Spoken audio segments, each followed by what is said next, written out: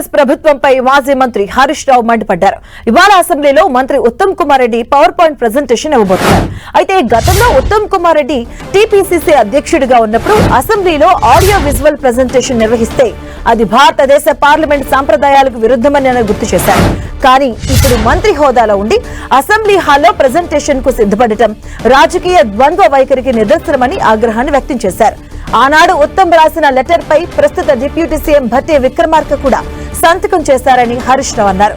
అప్పుడు ప్రతిపక్షంలో ఉన్నప్పుడు విలువలు, రాజ్యాంగం, పార్లమెంటు స్ఫూర్తి లాంటి మాటలు మాట్లాడిన నేతలు ఇవాళ అధికారంలోకి రాగానే అదే విలువలకు తిలోదకాలు ఇచ్చారని ఎద్దేవా చేశారు.